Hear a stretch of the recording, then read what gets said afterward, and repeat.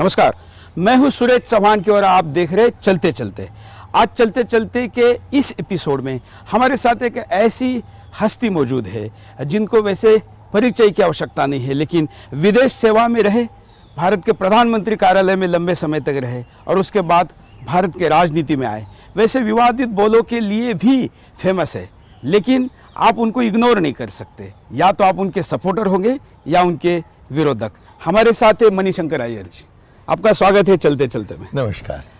आज आपके आंगन में चलते चलते बात करेंगे। हाँ। आपसे बात करनी है, ऐसा मैंने ज़रा सोशल मीडिया पे डाला सवेरे, तो काफ़ी सवाल आए कि क्या सवाल आपको पूछने चाहिए। तो मुझे लगा कि हिंदुस्तान आपसे काफ़ी चीज़ें जानना चाहता है। एक और भी कारण था आपका आज इंटरव्यू करने का। अभी जल्दी ही आपके पार्टी की नई सारा स्ट्रक्चर बाहर आने वाला है, तो पता चला कि उसमें पूरे मुख्यमंत्री और काफ़ी नेताओं को स्पेस दी जा रही है, लेकिन आपके जैसे इतने जानकार व्यक्ति का कोई बहुत बड़ा रोल नहीं है, तो क्या कहेंगे? पार्टी तय करेगी, और यदि पार्टी मुझ में विश्वास रखती है और सोचती है कि मेरा कुछ योगदान अब भी हो सकता है, तो वो खुद मुझे बताएंगे, और नहीं बताएं और मैं कुछ खास उपेक्षा नहीं रख रहा हूँ। मुझे नहीं बताएं तो जो मैं अपना काम करता हूँ निजी तौर पर, लिखने का काम, वो तो मैं करते रहूँगा। उम्र तो अब 75 साल का हो गया है। नहीं, वैसे तो आप बयानों से अभी भी युवा हैं। मैं तो मन में तो मैं और आत्मा में तो मैं युवा ही हूँ, लेकिन आपके युवा नेता आपका मार्गदर्शन नहीं ले रहे हैं, जबकि आप प्रशिक्षण सेल के प्रमुख हैं। नहीं, मैं ये नहीं जानता कि मैं प्रमुख हूँ या नहीं, लेकिन वो आप पर निर्भर रहता है कि आप चाहें या नहीं चाहें कि कौन सलाहकार बने और कौन नहीं। और हमने भी देखा है। लेकिन राहुल गांधी नहीं राजीव गांधी के सपनों का हिंदुस्तान बनाना चाह रहे होंगे नेचुरली, और राहुल गांधी ये कैसे नहीं स्वीकार करते कि राजीव गांधी को सबसे ज़्यादा आज कांग्रेस में नज़दीक से जानता होंगे तो आप होंगे। तो ये सवाल मुझसे मत कीजिए, उनसे कीजिए। नहीं, अब उनसे तो मैं करूँगा ही, चलते चलते में वो कब टाइम देंगे देखा जाएगा, लेकिन आपको ऐसा नहीं लगता कि अन्याय हो रहा है? ना, ये आप हमारी कांग्रेस के इतिहास देखिए और आपको आपकी जानकारी में वापस आ जाएगी कि एक पीढ़ी हमेशा के लिए नहीं रह सकती है। बहुत से गांधीवाद थे जिनको कि एक तरफ किया गया जब महात्मा गांधी हमारे बीच में नहीं रहे। पूरी सिंडिकेट जो थी वो वही लोग थे जो कि जवाहरलाल नेहरू के सबसे करीब थे, उनको एक तरफा किया गया। तो आपकी सिंडिकेट में आप नहीं हैं। अब मैं तो कभी किसी के सिंडिकेट में नहीं रहा हूँ। मैं तो एक सरकारी नौकर था और इत्तेफाकन मुझे मौका मिला प्रधानमंत्री के कार्यालय में काम करने का। और निजी तौर पर आप तो उनके कॉलेज स्कूल में भी सीनियर थे, राजीव गांधी के कॉलेज में भी थे, कैम्ब्रिज में भी थे। सीनियर तो था, इसलिए वो मुझे जानते थे, लेकिन मैं उनको नहीं जानता था। अच्छा। हमारी कोई दोस्ती नहीं थी। अब कैसे एक स्कूल में रहें और न पता हो कि प्रधानमंत्री जी के पोते यहाँ पढ़ रहे हैं। मेरे छोटे भाई जो अब जिनका निधन हो गया है, वो उन्हीं के क्लास में थे, लेकिन वो मुझसे इतने छोटे थे, 4-5 साल, कि सवाल नहीं उठता कि मैं उनके करीब। लेकिन आपने इतने उनके ऊपर पुस्तकें लिखी, बल्कि प्रबंध लिखा, ऐसा कहना चाहिए। तो राजीव गांधी को समझने के लिए तो मणिशंकर अय्यर जी का उपयोग हो सकता है ना? उनके सोच से, उनके व्यवहार से, उनकी राजनीति से, उनके सिद्धांतों से, उनके लक्ष्यों से मैं बहुत ही प्रभावित हुआ। शायद ये कारण ये था कि जो मेरे मन में था तकरीबन वही उनके मन में भी था। तो ऐसे कुछ अनोखी कदम वो उठाए जिसमें कि न केवल कि मैंने उनका साथ दिया, लेकिन उसको अमल में लाने की जिम्मेवारी मुझको दी गई थी। तो जैसे आपका पंचायती राज का, मुझे याद है आपके पास इतना पावरफुल मंत्रालय था, उसके बावजूद आपने पंचायती राज को प्रायोरिटी दे दी। हालांकि ऐसा भी कहा जाता है कि तब लॉबिंग हुई, क्योंकि आपके व्यवहार के कारण पेट्रोलियम कंपनी अपना उल्लू सीधा नहीं कर पा रही थी, तो आपको शायद वहाँ रखना उनके लिए मुनासिब नहीं था। मेरे मन में ये था कि पेट्रोलियम मंत्री का काम इतना ही है कि पेट्रोल पंप आप बांटो, जो एमपी आते हैं पूछते हैं। लेकिन वहाँ पहुँचने के बाद मुझे पता लगा कि जो हमारी एनर्जी सिक्योरिटी है और जो कूटनीति है, उनके बीच में एक बहुत ही करीब का संबंध है। बिल्कुल। तो एकदम मैं उस मंत्रालय में एक नया कदम उठाने लगा, एक नया रुख देने लगा। और फिर 20 महीने बाद मुझको भी हैरियत थी कि 20 महीने में कैसे रहा, ये तो एक टेम्पररी पोस्ट है। और पूरे 5 साल मैं पंचायत का मंत्री रहा और उस दिशा में शायद बहुत ही सकारात्मक काम हुई। और फिर बाद में जाकर मुझको डोनर की जिम्मेवारी दी गई, मतलब उत्तर पूर्व के विकास का काम, और वो भी मुझे बहुत ही पसंद आया। तो मैं कहूँगा कि संतुष्टता के साथ 5 साल बीते गए। और ये कोई खास अफसोस की बात नहीं है कि पेट्रोलियम में मैं बस 20 महीने रहा। यदि मुझको 5 साल दिए जाते तो तब भी खुशी से मैं करता, लेकिन वो होता तो शायद ये डोनर का काम मेरे हाथ में नहीं आता। लेकिन मेरा फिर वही रुख ये है कि आज दिग्विजय सिंह जैसे आपके ही हम उम्र लोग अभी भी राहुल गांधी पे प्रभावी है, लेकिन आपकी बात नहीं मानी जा रही। क्योंकि दिग्विजय सिंह 10 साल मुझसे छोटा है। अच्छा। उसका उम्र मात्र 65 साल का है और मेरा 75 साल मात्र का क्यों है। कह रहे हैं? मात्र 65, क्योंकि 65 साल पर बिल्कुल शिखर पर एक व्यक्ति पहुंचता है, जैसा कि मैं पहुंचा। मुझे लगा कोई आप तंज कस रहे हैं। नहीं, आपकी पॉपुलैरिटी और उनकी दोनों की कॉन्स्टेंसी एक है, दोनों भी एंटी हिंदुत्व भूमिका लेते हैं, इसलिए लोगों को तुलना करना। इसलिए हम उनके साथी हैं। उम्र में मैं उनसे बड़ा हूँ, लेकिन तजुर्बा में वो मुझसे बहुत ज़्यादा जानते हैं। और यदि उनके साथ कुछ करने का मौका मिला या उन्होंने मुझको स्वीकार किया तो वही मेरे लिए काफ़ी है। एक और सवाल आपके बारे में बहुत ज़्यादा पूछा गया है कि मोदी से इतनी दुश्मनी क्यों है? मतलब क्या कोई खुन्नस है या क्या है? मोदी से कोई दुश्मनी नहीं है, लेकिन उनके सोच विचार से, उनकी आइडियोलॉजी से, और जहाँ से कि वो उभर कर आए हैं आरएसएस, उससे मेरा बहुत बड़ा मतभेद है। क्योंकि मुझको लगता है कि भारत तब तक रह सकता है जब तक कि यहाँ का माहौल बिल्कुल सेक्युलर हो। मैं एक अंग्रेज़ी शब्द का इस्तेमाल कर रहा हूँ क्योंकि हिंदी में वो सही तर्जुमा नहीं होता है।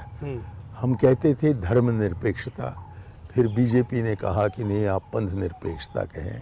अरे धर्मनिरपेक्ष हो या पंथ निरपेक्ष हो या और कोई शब्द हो, सेक्युलरिज्म का क्या मायना है? वो तो वही रहता है जो कि पहले था। और सेक्युलरिज्म का ये लेकिन मायना ऐसा भी तो है, कहना चाहता है ना कि मुसलमान जहाँ है वहाँ सेक्युलरिज्म रह ही नहीं सकता। दुनिया का एक आध देश बताइए जहाँ मुसलमान है और सेक्युलरिज्म है। तो हम क्यों उनका नकल निकालें? मैं क्यों उनका नकल निकालूं? आप मैं तो के लिए भी विदेशी शब्द अरे ढूंढ रहे हैं। जनाबी अली, मैं एक भारतीय हूँ और मेरा लेना देना भारतीय संस्कृति से है, भारत के तहजीब और तमद्दुन से है। और वो एक ऐसी अनोखी एक सिविलाइजेशन रहा है हमारा कि और कोई भी मुल्क नहीं है और कोई सभ्यता नहीं है जो कि इसके समान है। और इस अनोखी चीज़ को कायम रखना सेक्युलरिज्म बनता है हिंदुस्तान में। लेकिन उसी सेक्युलरिज्म ने देश के टुकड़े कर दिए। किसने? हिंदुस्तान कहाँ तक था, आज कहाँ रह गया? दो तो आपके हमारे सामने हो गए, पाकिस्तान बांग्लादेश। पाकिस्तान बांग्लादेश हो गए, लेकिन आपने अफगानिस्तान का नाम नहीं लिया। अफगानिस्तान भी था। तो इसलिए भारत एक सोच है, एक ख्वाब है। जमाने में अफगानिस्तान हमारे ही बर्रे सगीर का एक हिस्सा हुआ करता था, लेकिन वो सेक्युलर हो गया। एक मिनट। और वहाँ पर शांति की बातें होने लगी, बुद्ध का प्रभाव बढ़ा और शस्त्र लेकर आने वालों ने काट दिया।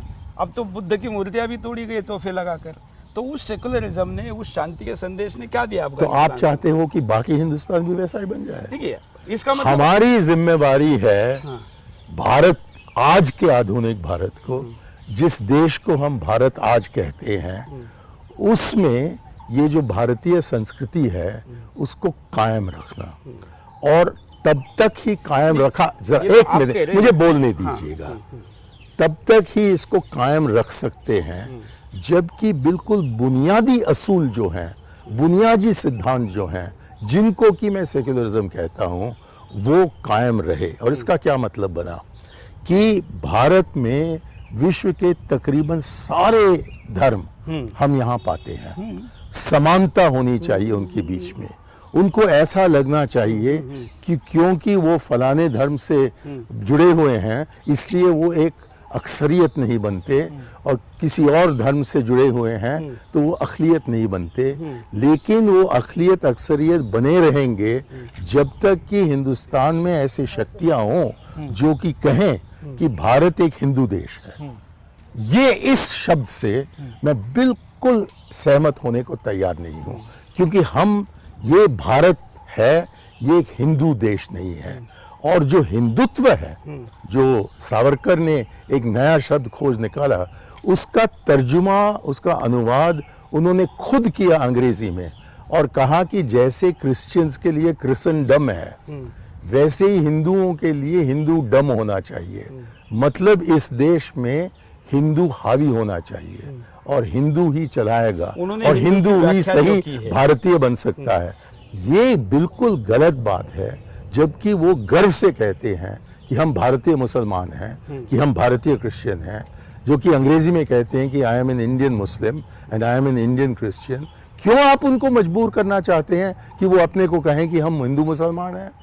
ये बिल्कुल गलत बात है, और इस देश को हम एक नहीं रख सकते हैं जब तक कि ऐसे संकीर्ण सोच हमारी राजनीति में आए। और इसी सोच विचार से, इसी धारा से मोदी जी निकल आए हैं।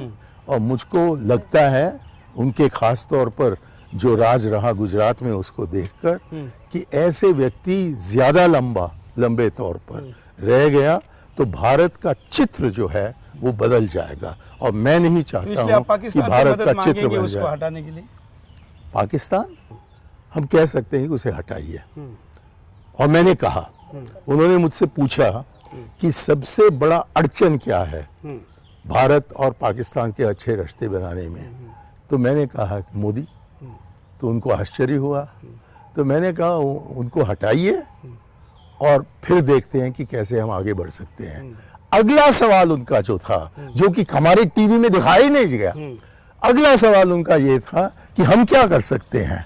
और मैंने उनसे कहा कि आप कुछ नहीं कर सकते हो, हमें करना है और तब तक आपको इंतजार करना है। अब ये बाकी सब आप छोड़ दीजिए, एक ही शब्द को निकालिए। और सुदर्शन भी इसको डंडोरा लगा रहा है। सारे देश के सारे चैनलों ने कहा, हमने कहा बिल्कुल, इसलिए मैं कहता हूं, वर्जन हम दिखाएंगे, इसीलिए मैं कहता हूं, आपका वर्जन हम इसीलिए मैं कहता हूं भले नहीं कि सबसे ज्यादा झूठ जो निकलता है वो टीवी से है, क्योंकि आप कहीं भी काट सकते हो। ये तो शुक्र है कि आप दिखाइए। बिल्कुल बिल्कुल दिखाइए। हम आपने जो मुद्दा शुरू किया था, आपने कहा था कि सांस्कृतिक भारत को आपने भारतीय संस्कृति कहा जी, लेकिन ये इसी भारत का संस्कृति है, परंपरा है, बल्कि इसको क्या परंपरा कहिए, ये तो आपके हमारे हेल्थ के लिए योग है। अब ये योग को भी कम्युनल कर रहे हैं मुसलमान। योग यदि वो करना, योग जुड़े हुए हैं हमारे मंत्रों से। कभी कभी योग किया जा सकता है बिना उन मंत्रों का इस्तेमाल करने का, लेकिन उसका मूल हमारे हिंदू संस्कृति से जुड़ी हुई है। हालांकि आप ही भारतीय और हिंदू अभी डिफरेंस कर रहे हैं। मैं कहा, क्योंकि बहुत से भारतीय हैं जो कि हिंदू नहीं है। बहुत, ये समझ लीजिए जनाब अली, मतलब आप मुसलमानों को भी ऐसा कह सकते हैं। मैं कहता हूं कि हर मुसलमान जो भारतवर्ष में है वो हिंदुस्तानी है, वो इंडियन है, वो भारतीय है, लेकिन उनका धर्म अलग है। योग तो उनके धर्म से नहीं जुड़ा हुआ है, योग तो हिंदू धर्म से जुड़ा हुआ है। और उसकी आधुनिकीकरण करते हुए सूर्य भगवान, तो उनको क्या आपत्ति उसमें? वो कहते हैं कि आप कह सकते हैं सूर्य भगवान, वो कहते हैं कि एक ही भगवान है, वो है अल्लाह।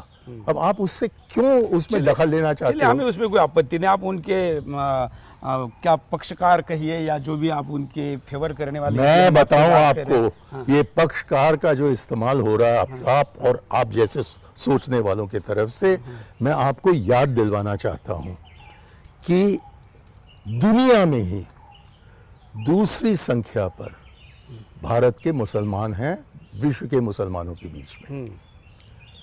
मतलब आज के दिन आप भारत का कल्पना नहीं कर सकते हो इस्लाम को छोड़कर, और इस्लाम का कल्पना नहीं कर सकते हो भारत को छोड़कर। तो ऐसी परिस्थिति में ये क्या, हालांकि ये आप डरा रहे या आप व्यवहारिकता बता रहे हैं? मैं क्यों डराऊं आपको?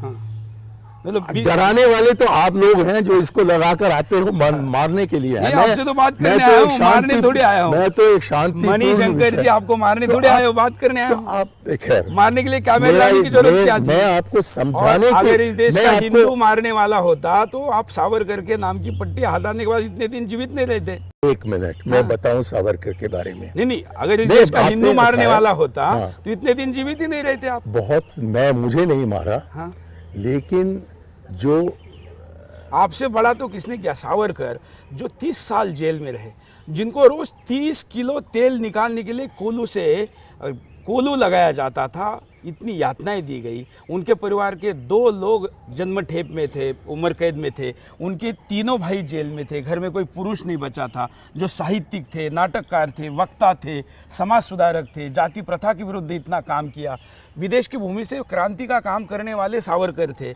उनकी नाम की पट्टी आपने हटाई और फिर भी हिंदू समाज ने कुछ नहीं किया, और आप फिर भी उनको कह रहे कि कम्युनल है। सबसे पहले मैं ये कहूँ कि उनका नाम मैंने हटाया नहीं।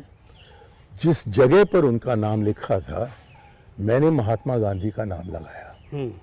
अब आप मुझे बताइए, जो आरएसएस के मंत्री थे मेरे पहले, उन्होंने जो स्वतंत्रता संग्रामी थे उनके लिए एक इटर्नल फ्लेम का इंतजाम किया और गांधी जी का नाम छोड़ दिया। कितनी जगह लगाएंगे गांधी का नाम? कहीं तो सावरकर लगेगा। सावरकर का नाम इस देश में 4,500 योजनाएं गांधी परिवार के नाम से, सावरकर के नाम से एक नहीं। आप महात्मा गांधी को गांधी परिवार से जोड़ रहे हैं। अगर आप नहीं जोड़ रहे तो फिर मैं कहाँ जोड़ रहा हूँ? कार्रवाई होगी आप पे। मैं तो महात्मा गांधी हटाया जाए तो फिर परिवार के पास बचता क्या है? जबकि गांधी परिवार का शब्द इस्तेमाल होता है ज्यादातर इंदिरा जी और राजीव जी के बारे में कहा जाता है, और पंडित जवाहरलाल नेहरू को भी इसमें जोड़ देते हैं, हालांकि वो गांधी नहीं थे। सवाल आपने जो किया है वो सावरकर के बारे में कि उनका नाम आप कहाँ लगाओगे। वहाँ का एयरपोर्ट जो है वो सावरकर के नाम पर है। क्योंकि एक मिनट, वो जगह पहचानी सावरकर से जाती है। ठीक है। जिस जेल में सावरकर 30 साल रहे वहाँ उनका नाम नहीं लगाएंगे तो लेकिन किसका लगाएंगे? आप लगा हुआ नाम आप हटा रहे। आप क्यों? यदि महात्मा गांधी का नाम वहाँ होता तो मैं उसको हटाने की जरूरत नहीं पड़ती। हाँ, तो गांधी का नाम तो इस देश में ऐसा छोटा सा गांव नहीं है जहाँ पर गांधी के नाम से सड़क नहीं है, लेकिन बड़ा शहर दिखाई जहाँ सावरकर के नाम से कुछ है। और पार्लियामेंट में सावरकर का चित्र लगाया जाता है तो सोनिया गांधी विरोध करती है, मैंने भी विरोध किया करते हैं, और मेरे कहने पर उन्होंने विरोध किया। हाँ, तो ये तो गलत है ना? क्योंकि इस व्यक्ति जिसका नाम आप ले रहे हैं और इतनी प्रशंसा कर रहे हैं, आप कपूर कमीशन की रिपोर्ट पढ़िए, उनका हाथ तो छा।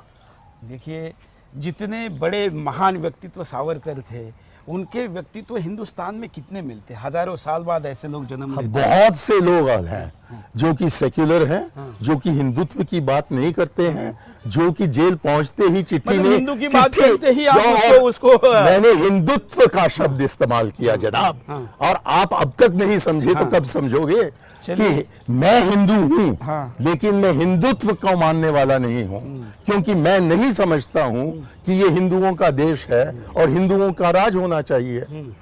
और आप ऐसे संकीर्ण दृष्टि से सवाल मुझसे कर रहे हैं जिसमें से मुझको लग रहा है। सुरेश चौहान का सवाल नहीं है, इस देश के उस राष्ट्रवादी लोगों का मन का ये सवाल है। आपके बारे में क्या सवाल? हम राष्ट्रवादी नहीं है, हम आपने राष्ट्रवाद का ठेका ले। मैंने कहा कि हमने ठेका लिया है। तो आपने क्यों? मैं उन लोगों ने, आप उन्हीं को क्यों राष्ट्रवादी कहते हो? आप उन्हीं को क्यों राष्ट्रवादी कहते हो? आप तो बहुराष्ट्रवादी है ना, इसलिए आपको राष्ट्रवादी कहने के बजाय बहुराष्ट्रवादी कहना चाहिए। मैं दोनों हूँ।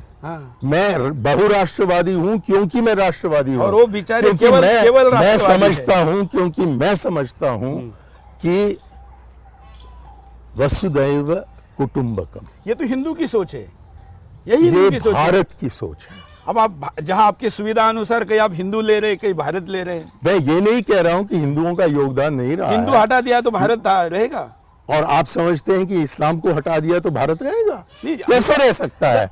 क्यों नहीं जबकि दुनिया का दूसरा भाई पाकिस्तान इस्लामी मांगा ही मुल्क भारत है। पाकिस्तान मांगा ही इस बेस पर गया था ना, मांगा कि ही गया। सारे मुसलमान उधर जाएंगे, पाकिस्तान बनेगा। इसके बावजूद हाँ, जो कौन इसके पक्ष में थे, 15 अगस्त 1943 सावरकर कहते हैं कि मैं जिन्ना से इत्तेफाक रखता हूं कि 2 देश हैं, हिंदू देश और मुसलमान देश। लेकिन उनकी बात पूरी कहा कि आपने, उन्होंने कहा था कि सारे मुसलमान उधर चले जाए, आपने तो यहाँ पर भी वोट बैंक बनाने के लिए उनको रखा। आप हिंदू से वोट लें तो वो वोट बैंक नहीं है, मैं मुसलमान से वोट लूं क्योंकि वो आपको नहीं देगा, क्योंकि तो वो धर्म वोट के बैंक नाम नहीं पर करता उसने है। देश मांग लिया ना। आप कितनी बार नहीं, क्या क्या देंगे? मेरा अभी कश्मीर मांग रहे हैं, अभी कश्मीर मांग रहे हैं। जरा सुन तो लीजिए, मौका तो दीजिए। नहीं, अरे पूरा मौका है, सुनना तो- विदाउट ब्रेक चल रहा है और आप जितना बोलेंगे उतना दिखाएंगे। अच्छा, मैं ये कहना चाहता हूं कि जिन मुसलमानों को पाकिस्तान जाना था वो वहां चले गए, लेकिन वो मुसलमान जो कि भारत में रह गए और जो कि पीढ़ियों से अब भारत में हैं, पाकिस्तान बनने के बाद, इनको हम भारतीय न समझे। 3-4 बार जंग हुए हैं पाकिस्तान के साथ। हम तो समझते हैं, वो नहीं समझते ना। कौन? सारे क्यों मुसलमान पाकिस्तान नहीं के नारे, समझते? पाकिस्तान जिंदाबाद के हामिद नारे लगते अंसारी नहीं हैं? समझता। क्यों पाकिस्तान जिंदाबाद के नारे लगते हैं? क्योंकि कभी कभी आप उनको तंग करते हो, हम तंग करते हैं। आपके लोग। हाँ, आप बताइए, आप जैसा व्यक्ति जिसकी आवाज़ इंटरनेशनल मीडिया में सुनी जाती है, आपको कांग्रेस पार्टी की तोप कहा जाता है या सेकुलरों की कहिए, पाकिस्तान में जो हिंदू मर रहा है उसके ऊपर कभी भी मणिशंकर अय्यर ने कोई आवाज़ नहीं उठाई? जो पाकिस्तानी हिंदू हो, मुसलमान हो, क्रिश्चियन हो, यदि वो वहाँ से भागकर यहाँ हिंदुस्तान आकर शरण मांगता है तो शरण देने के लिए हमारे कानून में प्रावधान है और उसके अनुसार नहीं, मैं वो बात नहीं मैं कर रहा हूं। दिव्यांग- वहाँ हम के देंगे। ऊपर जो अन्याय हुआ, वहाँ पर उनके जबरदस्ती बलात्कार किए गए, धर्मांतरण किया गया उनको, अब मतलब उतना अत्याचारों की बात करूँ तो आधा घंटा उसी में जाएगा। उसके ऊपर मणिशंकर अय्यर जैसा बुलंद आवाज़ कोई बात नहीं करता है। लोगों को लगता है कि मैं तो ये कहता हूँ, मेरी आवाज बुलंद है कि जितने भी पाकिस्तानियों पर अत्याचार हो रहा है, जो भी उनका धर्म हो, हिंदू क्यों नहीं? हिंदू में क्या प्रॉब्लम है? मैं क्यों हिंदुओं को अलग समझूं, जबकि मुसलमान हैं वहाँ, क्रिश्चियंस हैं वहाँ, पारसी हैं वहाँ, जो जिनको भी शोषित किया जाता है। लेकिन ये शोषण अक्सर चंद पाकिस्तानियों के तरफ से होता है और ये नहीं कि सरकार चलाती है। जमाना था मेरे ख्याल में सन 65 के जंग तक, जबकि सरकार खुद इन अत्याचारों के पीछे रहता था। और सन 71 में खास तौर पर जब बांग्लादेश बनने का सवाल उठा, तब अत्याचार बहुत हुए थे। आज भी हो रहे, आज भी सरकार की अत्याचार तरफ हो से रहे। ठीक है, आप उसको, सरकार ने चुप बैठना भी तो अत्याचार करना है। नहीं, मैं सरकार ने चुप बैठना, अगर यहाँ पर अत्याचार मुसलमान पे हो तो भारत सरकार अगर जिम्मेवार है, तो पाकिस्तान में हिंदुओं पर हो रहे अत्याचार के लिए पाकिस्तान सरकार जिम्मेवार नहीं क्या? जिम्मेवार तो हैं, लेकिन बहुत से पाकिस्तानी आवाज हैं हाँ। जो उसके खिलाफ उठते हैं।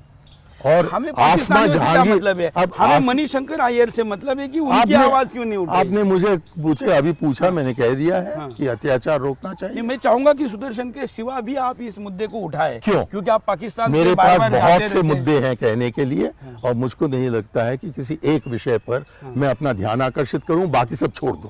आपको तो कोई दिलचस्पी नहीं है सिवाय पाकिस्तानी हिंदुओं में।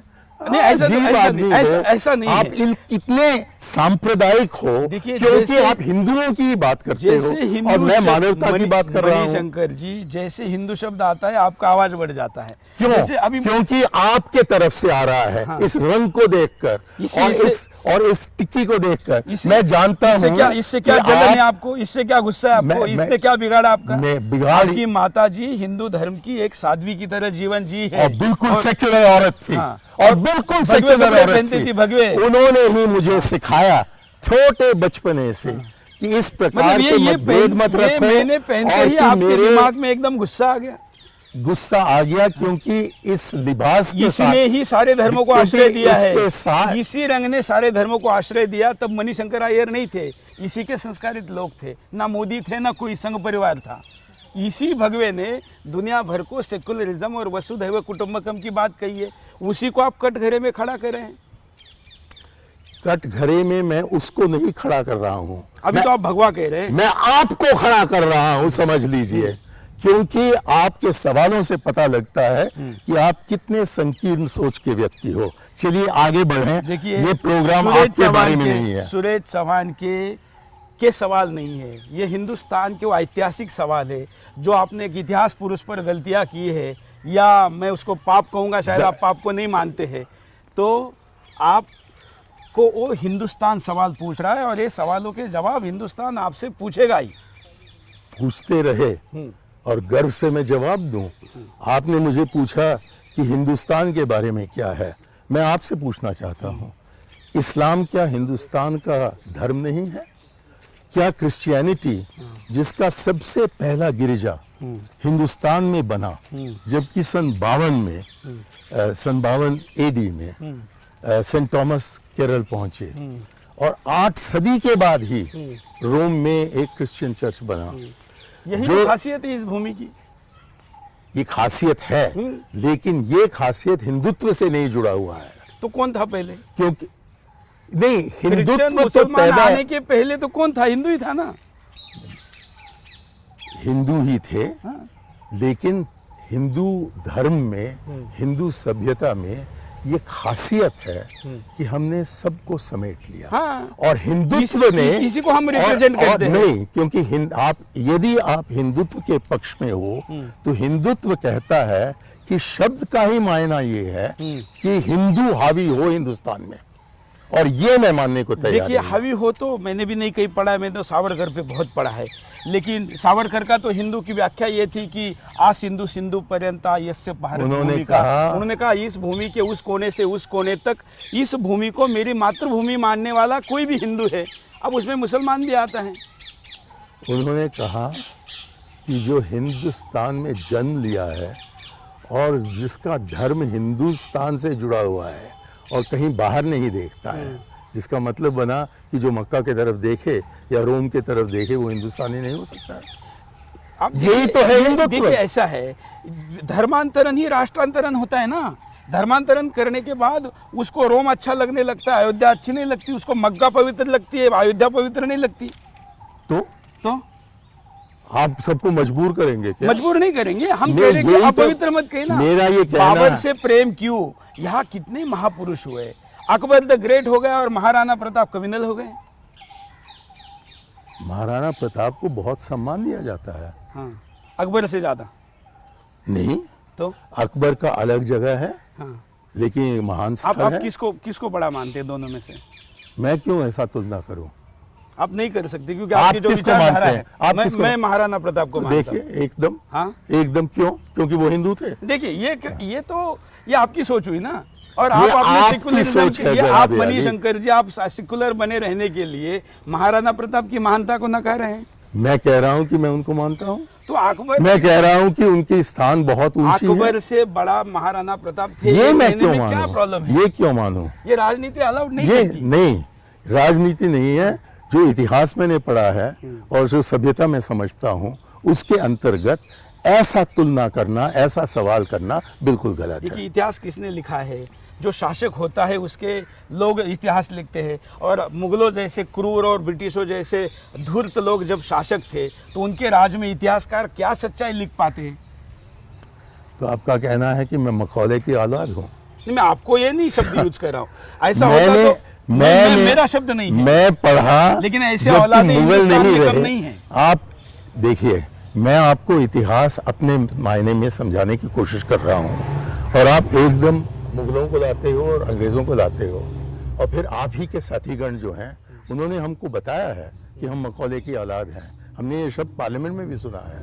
हमारे कौन साथीगण? हमको तो पता नहीं हमारे। मैं एक आधुनिक भारतीय हूँ जो कि 1941 में पैदा हुआ और मेरी पढ़ाई 1947 के बाद। मैं आपसे ज्यादा आधुनिक हूँ। और इसलिए जब तक कि मैं अपना सोच आपके सामने रखना चाहता हूँ, मैं ये नहीं कह रहा हूँ कि आप उससे सहमत हों, क्योंकि मैं आपके सोच से सहमत नहीं हूँ। ठीक है ना, हम भी आपसे नहीं तो मिल सकते। मेरा ये कहना है यही कि ये हिंदुस्तान की मेरा सोच विशेषता है। लेकिन जबकि यही हिंदुस्तान की विशेषता है। जबकि आप कसौटी निकालते हो कि मैं आपके बिल्कुल सांप्रदायिक सवाल का जवाब दूं और वो भी सांप्रदायिक तरीके से, मैं करने को आपके खेल में जुड़ने के लिए मैं तैयार नहीं हूं।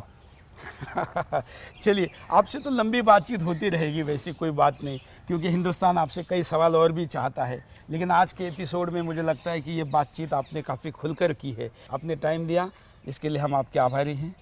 धन्यवाद। धन्यवाद।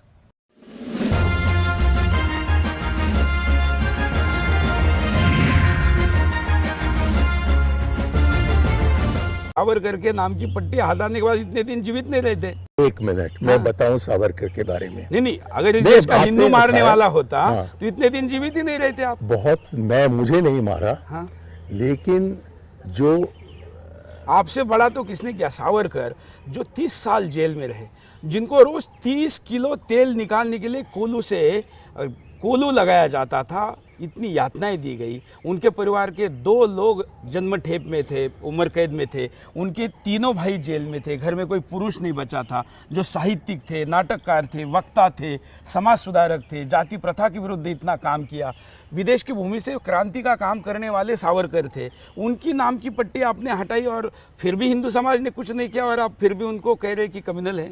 सबसे पहले मैं ये कहूँ कि उनका नाम मैंने हटाया नहीं। जिस जगह पर उनका नाम लिखा था, मैंने महात्मा गांधी का नाम लगाया। अब आप मुझे बताइए, जो आरएसएस के मंत्री थे मेरे पहले, उन्होंने जो स्वतंत्रता संग्रामी थे, उनके लिए एक इटर्नल फ्लेम का इंतजाम किया, और गांधी जी का नाम छोड़ दिया। कितनी जगह लगाएंगे गांधी का नाम? कहीं तो सावरकर लगेगा। सावरकर का नाम इस देश में 4,500 योजनाएं गांधी परिवार के नाम से, सावरकर के नाम से एक नहीं। आप महात्मा गांधी को गांधी परिवार से जोड़ रहे हैं। अगर आप नहीं जोड़ रहे तो फिर मैं कहाँ जोड़ रहा हूँ? कार्रवाई होगी आप पे। मैं तो महात्मा गांधी हटाया जाए तो फिर परिवार के पास बचता क्या है? जबकि गांधी परिवार का शब्द इस्तेमाल होता है, ज्यादातर इंदिरा जी और राजीव जी के बारे में कहा जाता है, और पंडित जवाहरलाल नेहरू को भी इसमें जोड़ देते हैं, हालांकि वो गांधी नहीं थे। सवाल आपने जो किया है वो सावरकर के बारे में कि उनका नाम आप कहाँ लगाओगे। वहाँ का एयरपोर्ट जो है वो सावरकर के नाम पर है, क्योंकि एक मिनट, वो जगह पहचानी सावरकर से जाती है। ठीक है। जिस जेल में सावरकर 30 साल रहे, वहाँ उनका नाम नहीं लगाएंगे तो लेकिन किसका लगाएंगे? आप लगा हुआ नाम आप हटा रहे। आप क्यों? यदि महात्मा गांधी का नाम वहाँ होता तो मैं उसको हटाने की जरूरत नहीं पड़ती। हाँ, तो गांधी का नाम तो इस देश में ऐसा छोटा सा गांव नहीं है जहाँ पर गांधी के नाम से सड़क नहीं है, लेकिन बड़ा शहर दिखाई जहाँ सावरकर के नाम से कुछ है। और पार्लियामेंट में सावरकर का चित्र लगाया जाता है तो सोनिया गांधी विरोध करती है, मैंने भी विरोध किया, करते हैं, और मेरे कहने पर उन्होंने विरोध किया। हाँ, तो ये तो गलत है ना? क्योंकि इस व्यक्ति जिसका नाम आप ले रहे हैं और इतनी प्रशंसा कर रहे हैं, आप कपूर कमीशन की रिपोर्ट पढ़िए, उनका हाथ तो छा। देखिए, जितने बड़े महान व्यक्तित्व सावरकर थे, उनके व्यक्तित्व हिंदुस्तान में कितने मिलते, हजारों साल बाद ऐसे लोग जन्म लेते हैं। बहुत से लोग हैं जो कि सेक्युलर हैं, जो कि हिंदुत्व की बात नहीं करते हैं, जो कि जेल पहुंचते ही चिट्ठी नहीं, हिंदू की बात करते ही आप उसको मैंने हिंदुत्व का शब्द इस्तेमाल किया जनाब, और आप अब तक नहीं समझे तो कब समझोगे कि मैं हिंदू हूँ, लेकिन मैं हिंदुत्व को मानने वाला नहीं हूँ, क्योंकि मैं नहीं समझता हूँ कि ये हिंदुओं का देश है और हिंदुओं का राज होना चाहिए। और आप ऐसे संकीर्ण दृष्टि से सवाल मुझसे कर रहे हैं जिसमें से मुझको लग रहा है। सुरेश चौहान का सवाल नहीं है, इस देश के उस राष्ट्रवादी लोगों का मन का ये सवाल है। आपके बारे में क्या सवाल? हम राष्ट्रवादी नहीं है, हम आपने राष्ट्रवाद का ठेका ले रखा है। मैंने कहा कि हमने ठेका लिया है। तो आपने क्यों? उन लोगों ने, आप उन्हीं को क्यों राष्ट्रवादी कहते हो? आप उन्हीं को क्यों राष्ट्रवादी कहते हो? आप तो बहुराष्ट्रवादी है ना, इसलिए आपको राष्ट्रवादी कहने के बजाय बहुराष्ट्रवादी कहना चाहिए। मैं दोनों हूँ। मैं बहुराष्ट्रवादी हूँ क्योंकि मैं राष्ट्रवादी हूँ, और वो बेचारे केवल मैं समझता हूँ, क्योंकि मैं समझता हूँ कि वसुदैव कुटुंबकम, ये तो हिंदू की सोच है, यही भारत की सोच है। अब आप जहां आपकी सुविधा अनुसार कहीं आप हिंदू ले रहे, कहीं भारत ले रहे हैं। मैं ये नहीं कह रहा हूं कि हिंदुओं का योगदान नहीं रहा, हिंदू हटा दिया तो भारत रहेगा, और आप समझते हैं कि इस्लाम को हटा दिया तो भारत रहेगा? कैसे रह सकता है, जबकि दुनिया का दूसरा पाकिस्तान मांगा ही भारत पाकिस्तान मांगा ही इस बेस पर गया था ना, मांगा सारे मुसलमान उधर जाएंगे, पाकिस्तान बनेगा। इसके बावजूद जो कौन इसके पक्ष में थे? 15 अगस्त 1943 सावरकर कहते हैं कि मैं जिन्ना से इत्तेफाक रखता हूं कि दो देश हैं, हिंदू देश और मुसलमान देश। लेकिन उनकी बात पूरी कहा की आपने, उन्होंने कहा था कि सारे मुसलमान उधर चले जाए, आपने तो यहाँ पर भी वोट बैंक बनाने के लिए उनको रखा। आप हिंदू से वोट लें तो वो वोट बैंक नहीं है, मैं मुसलमान से वोट लूं क्योंकि वो आपको नहीं देगा, क्योंकि तो वो धर्म वोट के बैंक नाम नहीं पर देता उसने है। देश मांग लिया ना। आप कितनी बार क्या क्या देंगे? मेरा अभी कश्मीर मांग रहे हैं, अभी कश्मीर मांग रहे हैं। सर सुन तो लीजिए, मौका तो दीजिए। नहीं, अरे पूरा मौका है, सुनना तो- विदाउट ब्रेक चल रहा है और आप जितना बोलेंगे उतना दिखाएंगे। अच्छा, मैं ये कहना चाहता हूं कि जिन मुसलमानों को पाकिस्तान जाना था वो वहां चले गए, लेकिन वो मुसलमान जो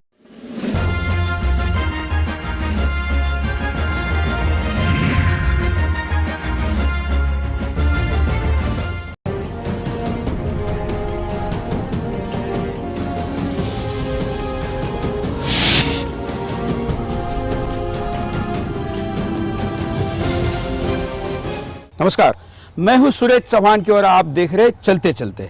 आज चलते चलते के इस एपिसोड में हमारे साथ एक ऐसी हस्ती मौजूद है जिनको वैसे परिचय की आवश्यकता नहीं है, लेकिन विदेश सेवा में रहे, भारत के प्रधानमंत्री कार्यालय में लंबे समय तक रहे और उसके बाद भारत के राजनीति में आए। वैसे विवादित बोलों के लिए भी फेमस है, लेकिन आप उनको इग्नोर नहीं कर सकते। या तो आप उनके सपोर्टर होंगे या उनके विरोधक। हमारे साथ है मणिशंकर अय्यर जी, आपका स्वागत है चलते चलते में। नमस्कार। आज आपके आंगन में चलते चलते बात बड़ी करेंगे। खुशी से, हाँ। आपसे बात करनी है, ऐसा मैंने जरा सोशल मीडिया पे डाला सवेरे, तो काफ़ी सवाल आए कि क्या सवाल आपको पूछने चाहिए।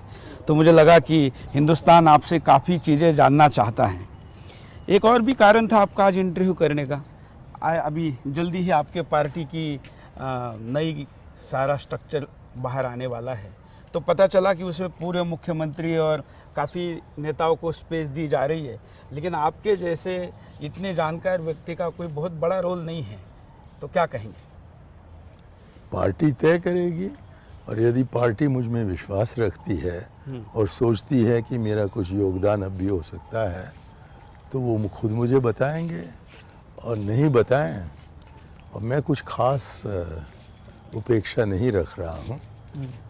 मुझे नहीं बताएं तो जो मैं अपना काम करता हूँ निजी तौर पर, लिखने का काम, वो तो मैं करते रहूँगा। उम्र तो अब 75 साल का हो गया है। नहीं, वैसे तो आप बयानों से अभी भी युवा हैं। मैं तो मन में तो मैं और आत्मा में तो मैं युवा ही हूँ, लेकिन आपके युवा नेता आपका मार्गदर्शन नहीं ले रहे हैं, जबकि आप प्रशिक्षण सेल के प्रमुख हैं। नहीं, मैं ये नहीं जानता कि मैं प्रमुख हूँ या नहीं, लेकिन वो आप पर निर्भर रहता है कि आप चाहें या नहीं चाहें कि कौन सलाहकार बने और कौन नहीं। और हमने भी देखा है। लेकिन राहुल गांधी नहीं राजीव गांधी के सपनों का हिंदुस्तान बनाना चाह रहे होंगे नेचुरली, और राहुल गांधी ये कैसे नहीं स्वीकार करते कि राजीव गांधी को सबसे ज़्यादा आज कांग्रेस में नज़दीक से जानता होंगे तो आप होंगे। तो ये सवाल मुझसे मत कीजिए, उनसे कीजिए। नहीं, अब उनसे तो मैं करूँगा ही, चलते चलते में वो कब टाइम देंगे देखा जाएगा, लेकिन आपको ऐसा नहीं लगता कि अन्याय हो रहा है? ना, ये आप हमारी कांग्रेस के इतिहास देखिए और आपको आपकी जानकारी में वापस आ जाएगी कि एक पीढ़ी हमेशा के लिए नहीं रह सकती है। बहुत से गांधीवाद थे जिनको कि एक तरफ किया गया जब महात्मा गांधी हमारे बीच में नहीं रहे। पूरी सिंडिकेट जो थी वो वही लोग थे जो कि जवाहरलाल नेहरू के सबसे करीब थे, उनको एक तरफा किया गया। तो आपकी सिंडिकेट में आप नहीं हैं। अब मैं तो कभी किसी के सिंडिकेट में नहीं रहा हूँ। मैं तो एक सरकारी नौकर था और इत्तेफाकन मुझे मौका मिला प्रधानमंत्री के कार्यालय में काम करने का। और निजी तौर पर आप तो उनके कॉलेज स्कूल में भी सीनियर थे, राजीव गांधी के कॉलेज में भी थे, कैम्ब्रिज में भी थे। सीनियर तो था, इसलिए वो मुझे जानते थे, लेकिन मैं उनको नहीं जानता था। अच्छा, हमारी कोई दोस्ती नहीं थी। अब कैसे एक स्कूल में रहें और न पता हो कि प्रधानमंत्री जी के पोते यहाँ पढ़ रहे हैं। मेरे छोटे भाई जो अब जिनका निधन हो गया है वो उन्हीं के क्लास में थे, लेकिन वो मुझसे इतने छोटे थे 4-5 साल कि सवाल नहीं उठता कि मैं उनके करीब लेकिन हूँ। आपने इतने उनके ऊपर पुस्तकें लिखी, बल्कि प्रबंध लिखा, ऐसा कहना चाहिए। तो राजीव गांधी को समझने के लिए तो मणिशंकर अय्यर जी का उपयोग हो सकता है ना? उनके सोच से, उनके व्यवहार से, उनकी राजनीति से, उनके सिद्धांतों से, उनके लक्ष्यों से मैं बहुत ही प्रभावित हुआ। शायद ये कारण ये था कि जो मेरे मन में था तकरीबन वही उनके मन में भी था। तो ऐसे कुछ अनोखी कदम वो उठाए जिसमें कि न केवल कि मैंने उनका साथ दिया, लेकिन उसको अमल में लाने की जिम्मेवारी मुझको दी गई थी। तो जैसे आपका पंचायती राज का मुझे याद है, आपके पास इतना पावरफुल मंत्रालय था, उसके बावजूद आपने पंचायती राज को प्रायोरिटी दे दी। हालांकि ऐसा भी कहा जाता है कि तब लॉबिंग हुई, क्योंकि आपके व्यवहार के कारण पेट्रोलियम कंपनी अपना उल्लू सीधा नहीं कर पा रही थी, तो आपको शायद वहाँ रखना उनके लिए मुनासिब नहीं था।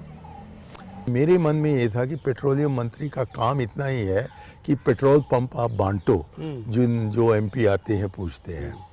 लेकिन वहाँ पहुँचने के बाद मुझे पता लगा कि जो हमारी एनर्जी सिक्योरिटी है और जो कूटनीति है, उनके बीच में एक बहुत ही करीब का संबंध है। बिल्कुल।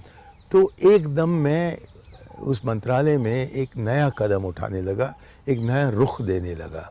और फिर 20 महीने बाद मुझको भी हैरियत थी कि 20 महीने में कैसे रहा, ये तो एक टेम्पररी पोस्ट है। और पूरे 5 साल मैं पंचायत का मंत्री रहा और उस दिशा में शायद बहुत ही सकारात्मक काम हुई। और फिर बाद में जाकर मुझको डोनर की जिम्मेवारी दी गई, मतलब उत्तर पूर्व के विकास का काम, और वो भी मुझे बहुत ही पसंद आया। तो मैं कहूँगा कि संतुष्टता के साथ 5 साल बीते गए। और ये कोई खास अफसोस की बात नहीं है कि पेट्रोलियम में मैं बस 20 महीने रहा। यदि मुझको 5 साल दिए जाते तो तब भी खुशी से मैं करता, लेकिन वो होता तो शायद ये डोनर का काम मेरे हाथ में नहीं आता। लेकिन मेरा फिर वही रुख ये है कि आज दिग्विजय सिंह जैसे आपके ही हम उम्र लोग अभी भी राहुल गांधी पे प्रभावी है, लेकिन आपकी बात नहीं मानी जा रही। क्योंकि दिग्विजय सिंह 10 साल मुझसे छोटा है। अच्छा। उसका उम्र मात्र 65 साल का है और मेरा 75 साल का है। मात्र क्यों कह रहे हैं?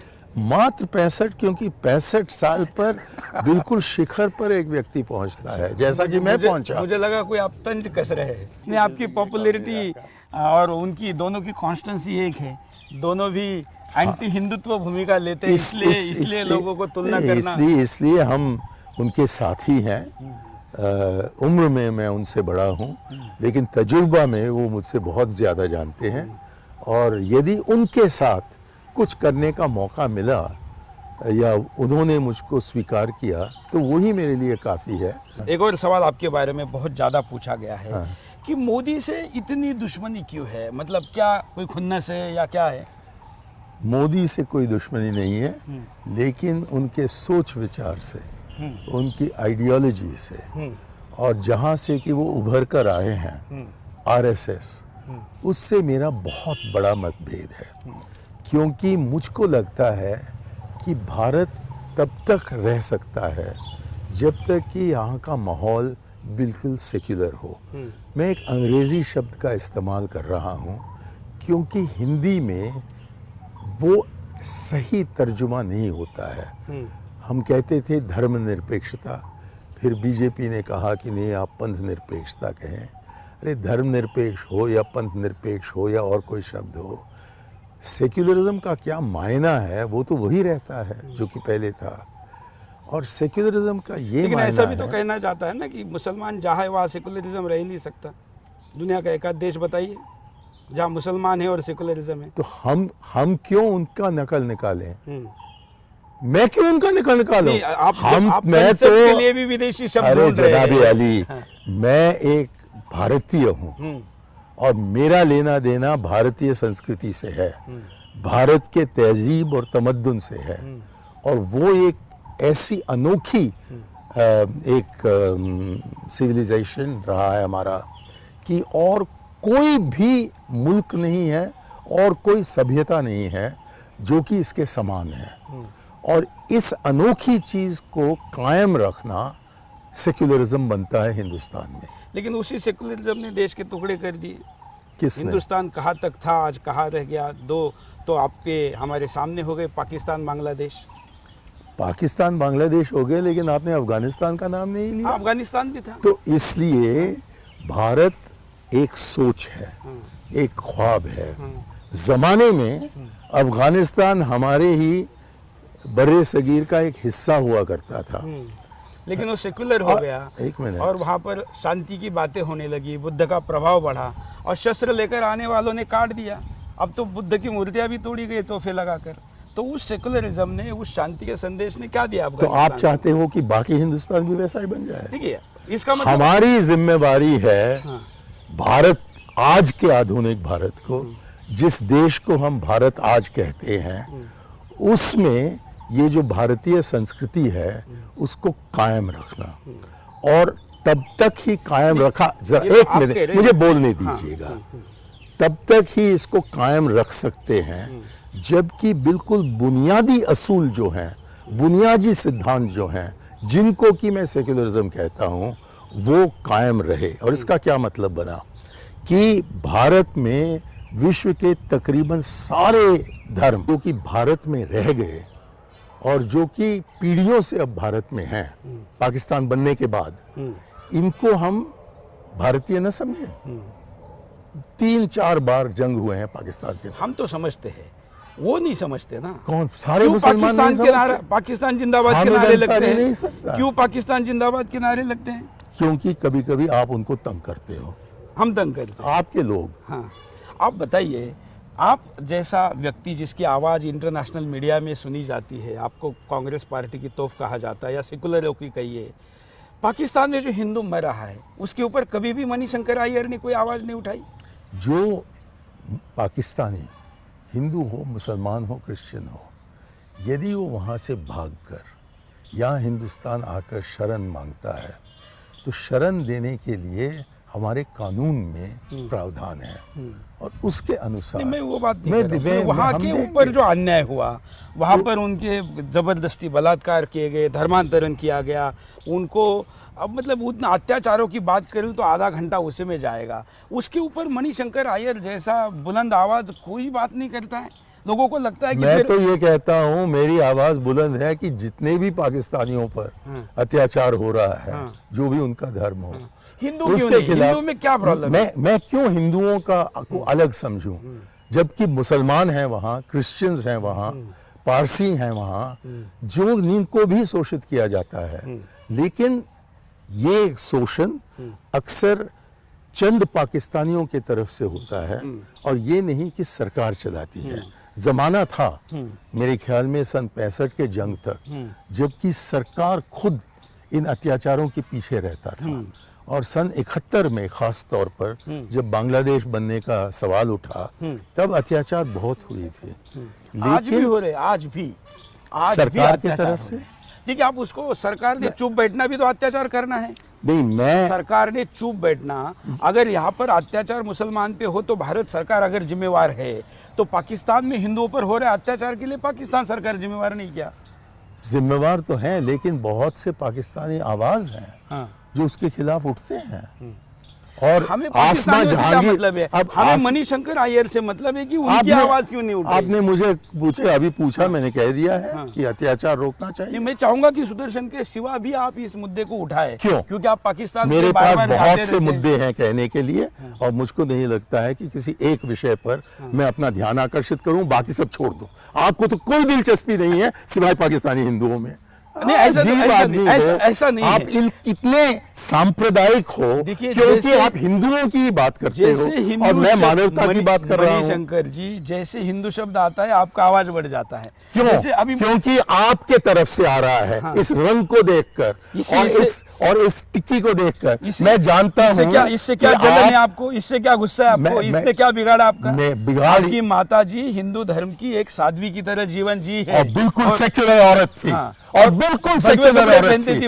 उन्होंने ही मुझे सिखाया छोटे बचपने से कि इस प्रकार के मतभेद मत रखो। मैंने पहनते ही आपके दिमाग में एकदम गुस्सा आ गया? गुस्सा आ गया क्योंकि इस लिबास के इसी ने ही सारे धर्मों को क्योंकि आश्रय दिया है। इसके साथ इसी रंग ने सारे धर्मों को आश्रय दिया। तब मणिशंकर अय्यर नहीं थे, इसी के संस्कारित लोग थे, ना मोदी थे ना कोई संघ परिवार था। इसी भगवे ने दुनिया भर को सेकुलरिज्म और वसुधैव कुटुंबकम की बात कही है। उसी को आप कटघरे में खड़ा कर रहे हैं। कटघरे में मैं उसको नहीं खड़ा कर रहा हूं, अभी तो आप भगवा कह रहे हैं। मैं आपको खड़ा कर रहा हूं, समझ लीजिए, क्योंकि आपके सवालों से पता लगता है कि आप कितने संकीर्ण सोच के व्यक्ति हो। चलिए आगे बढ़ें। देखिए, ये प्रोग्राम आपके बारे में नहीं है। सुरेश चौहान के सवाल नहीं है, ये हिंदुस्तान के वो ऐतिहासिक सवाल है जो आपने एक इतिहास पुरुष पर गलतियां की है, या मैं उसको पाप कहूँगा, शायद आप पाप को नहीं मानते हैं। तो आपको वो हिंदुस्तान सवाल पूछ रहा है और ये सवालों के जवाब हिंदुस्तान आपसे पूछेगा ही। पूछते रहे और गर्व से मैं जवाब दूं। आपने मुझे पूछा कि हिंदुस्तान के बारे में क्या है, मैं आपसे पूछना चाहता हूं, इस्लाम क्या हिंदुस्तान का धर्म नहीं है? क्या क्रिश्चियनिटी, जिसका सबसे पहला गिरजा हिंदुस्तान में बना, जबकि सन 52 एडी में सेंट थॉमस केरल पहुंचे और 8 सदी के बाद ही रोम में एक क्रिश्चियन चर्च बना। यही तो खासियत है इस भूमि की। ये खासियत है, लेकिन ये खासियत हिंदुत्व से नहीं जुड़ा हुआ है। तो कौन था पहले? क्योंकि नहीं, हिंदुत्व तो मुसलमान पैदा आने के पहले तो कौन था? हिंदू ही था ना। हिंदू ही थे, लेकिन हिंदू धर्म में, हिंदू सभ्यता में हम यहाँ पाते हैं समानता होनी चाहिए उनके बीच में।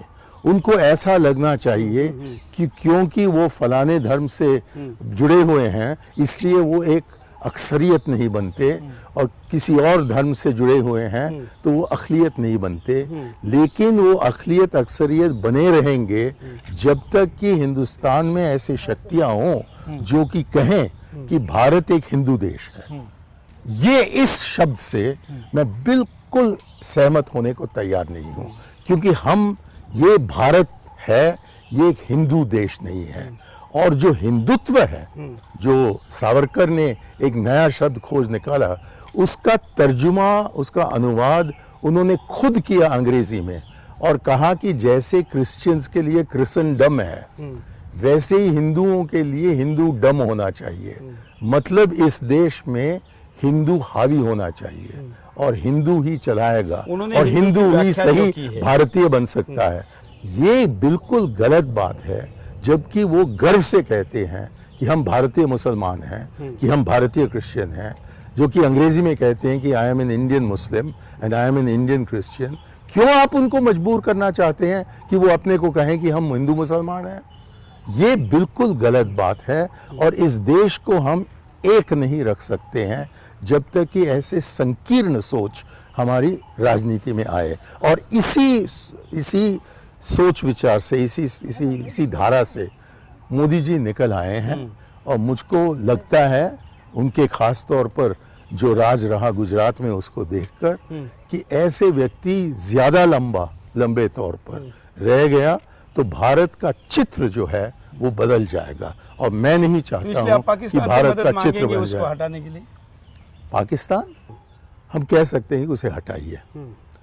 और मैंने कहा, उन्होंने मुझसे पूछा कि सबसे बड़ा अड़चन क्या है भारत और पाकिस्तान के अच्छे रिश्ते बनाने में, तो मैंने कहा मोदी। तो उनको आश्चर्य हुआ। तो मैंने कहा उनको हटाइए और फिर देखते हैं कि कैसे हम आगे बढ़ सकते हैं। अगला सवाल उनका जो था, जो कि हमारे टीवी में दिखाई नहीं गया, अगला सवाल उनका ये था कि हम क्या कर सकते हैं। और मैंने उनसे कहा कि आप कुछ नहीं कर सकते हो, हमें करना है, और तब तक आपको इंतजार करना है। अब ये बाकी सब आप छोड़ दीजिए, एक ही शब्द को निकालिए।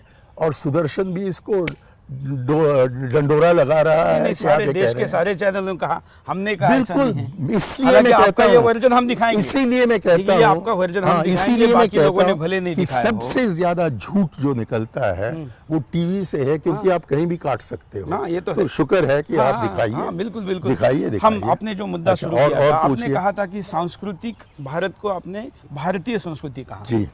लेकिन ये इसी भारत का संस्कृति है, परंपरा है, बल्कि इसको क्या परंपरा कहिए तो आपके हमारे हेल्थ के लिए योग है। अब ये योग को भी कम्युनल कर रहे हैं मुसलमान। योग यदि वो करना, योग जुड़े हुए हैं हमारे मंत्रों से। कभी कभी योग किया जा सकता है बिना उन मंत्रों का इस्तेमाल करने का, लेकिन उसका मूल हमारे हिंदू संस्कृति से जुड़ी हुई है।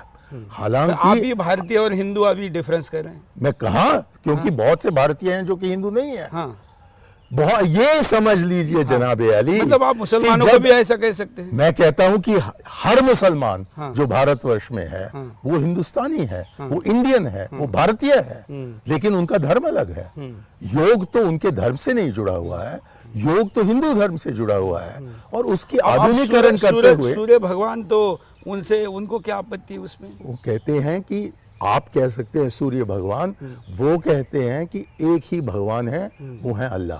अब आप उससे क्यों उसमें दखल लेना चाहते चलिए, हो? हमें उसमें कोई आपत्ति नहीं। आप उनके क्या पक्षकार कहिए या जो भी आप उनके फेवर करने वाले, मैं बताऊं बात करें। आपको, हाँ, ये पक्षकार का जो इस्तेमाल हो रहा है आप और आप जैसे सोचने वालों की तरफ से, मैं आपको याद दिलवाना चाहता हूं कि दुनिया में ही दूसरी संख्या पर भारत के मुसलमान हैं विश्व के मुसलमानों के बीच में। मतलब आज के दिन आप भारत का कल्पना नहीं कर सकते हो इस्लाम को छोड़कर, और इस्लाम का कल्पना नहीं कर सकते हो भारत को छोड़कर। तो ऐसी परिस्थिति में ये क्या, हालांकि ये आप डरा रहे या आप व्यवहारिकता बता रहे हैं? मैं क्यों डराऊं आपको? हाँ, मतलब डराने वाले तो आप लोग हैं जो इसको लगाकर आते हो मारने के लिए। आपसे तो बात करने आया हूँ, मारने थोड़ी आया हूँ। मैं तो एक शांति, मणिशंकर जी आपको मारने थोड़ी आए हो, बात करने आए हो। आप खैर, मारने के लिए क्या की जरूरत क्या थी? मैं आपको समझाने अगर के, इस देश मैं का आपको हिंदू मारने वाला होता तो आप